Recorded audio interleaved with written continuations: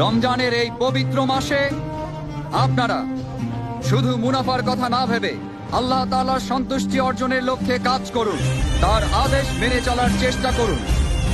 বিশেষ করে রমজানে সবাই 5 ওয়াক্ত ফরজ নামাজ সব সময় জামাতে আদায় করবেন। তারাবির সময় সাম্রাজ্যের নিরাপত্তা প্রহরী ছাড়া বাদ বাকি সবাই এশার নামাজ পড়ার পর দোকান খুলে না বসে রমজানের রহমত অর্জন করার জন্য তারাবির নামাজ পড়তে যাবেন। যারা নামাজ না পড়ে দোকানে এসে ব্যবসা করবে তাদের কঠোর শাস্তি দেয়া হবে। প্রত্যেক মুসলমান ব্যক্তির নামাজ ও রোজা পালন করা সবচেয়ে বড় দায়িত্ব। এই পবিত্র মাসে 5 ওয়াক্ত নামাজ জামাতে পড়ার জন্য আপনারা সবাই মসজিদে যাবেন।